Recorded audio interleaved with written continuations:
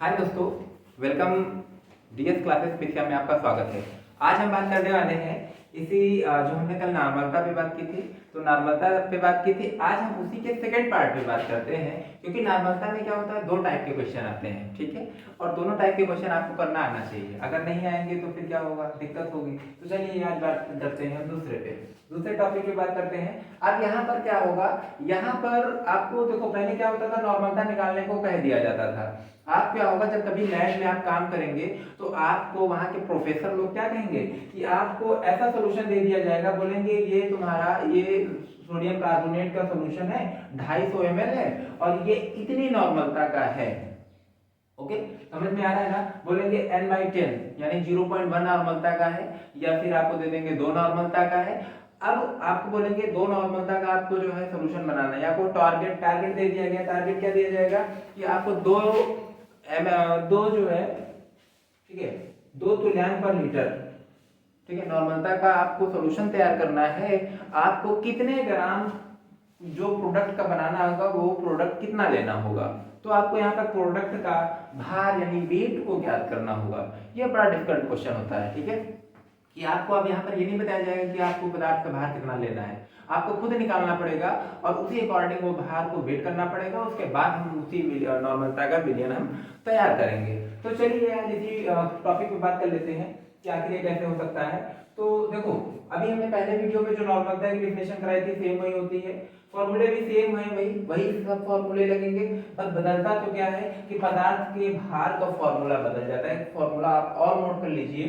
पदार्थ का भार जो होता है उसका जो फॉर्मूला होता है वो होता है नॉर्मलता। विलयन का जो आयतन होता है वो लीटर में रखेंगे और इनटू तुल्यांकी भार, इन तीनों को आपस में सबको मल्टीप्लाई कर देंगे और मल्टीप्लाई करने के बाद रिजल्ट आएगा, ठीक है, वो पदार्थ का भार होगा। तो चलिए एक क्वेश्चन इस पे हम जो है लगा लेते हैं, एक क्वेश्चन देख लेते हैं और एक क्वेश्चन आपको हम होमवर्क के लिए दे देंगे, जिसको आपको कमेंट में करके आंसर आपको बताना है। Okay, let's start. तो चलिए क्वेश्चन क्या है, 250 ml n/10 सोडियम कार्बोनेट विलयन बनाने के लिए सोडियम कार्बोनेट की कितनी मात्रा की आवश्यकता होगी, ये आपको ज्ञात करना होगा। प्रीवियस वीडियो में हमने ये बात कही थी कि आपको अणुभार दे दिया जाएगा, ठीक है। अणुभार अगर आपको दे दिया गया है तो अच्छी बात है, वरना आपको अणुभार ज्ञात होना चाहिए, ठीक है। अणुभार यहाँ पर दे दिया गया है कि सोडियम का 23 होता है, कार्बन का 12 होता है, ऑक्सीजन का 16 होता है। ये आप देखेंगे तो मिल भी जाएगा। तो चलो सबसे पहले अणुभार हम निकाल लेते हैं।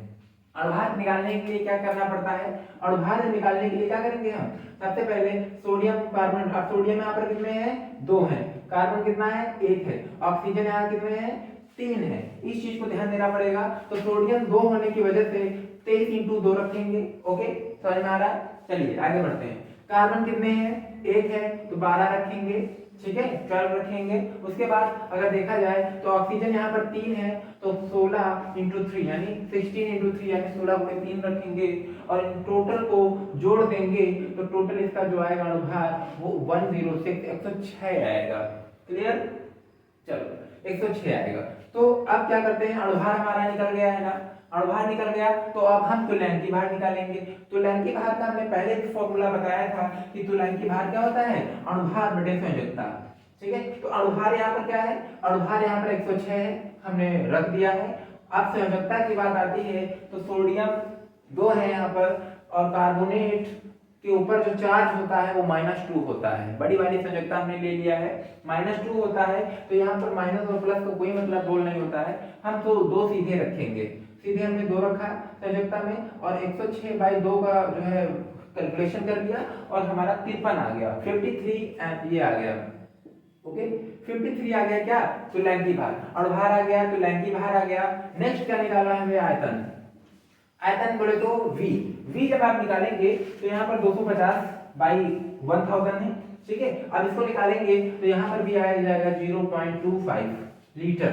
अब ml में था ना, ml को हमने लीटर में कन्वर्ट कर दिया गया है। अब हम क्या कहेंगे, अब हमें एक चीज और निकालनी है, ध्यान से देखना, एक चीज और निकालनी है। क्या निकालनी है, नॉर्मलता निकालनी है। नॉर्मलता जब निकालेंगे तो नॉर्मलता निकालनी कहाँ है, वो तो ऑटोमेटिक दे रखी है। नॉर्मलता जब दे रखी है तो उस कंडीशन में क्या करेंगे हम, n/10 बराबर 1/10 बराबर 0.1 तुल्यांक पर लीटर, यानी ये हमारी नॉर्मलता निकल आई है।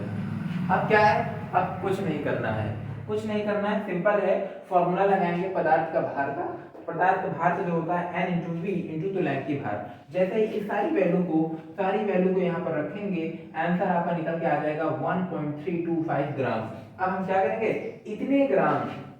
इतने ग्राम सोडियम कार्बोनेट को लेंगे, तब जाके 1/n/10 का जो सॉल्यूशन बनेगा, वो सॉल्यूशन n/10 का बनेगा। और कितने ग्राम में ml में बनेगा, 250 ml में बनेगा। ठीक है, 250 ml ही विलियन में बनाना है, उससे ज्यादा विलियन नहीं बनाना है। तो आई होप आपको यह वीडियो पसंद आया होगा, और अगर वीडियो को पसंद आया है तो आपको लाइक कर दें, चैनल को सब्सक्राइब कर दीजिए, और मिलते हैं नेक्स्ट वीडियो में। और उसका टॉपिक जो होगा वो होगा मोलरता। Okay, thank you.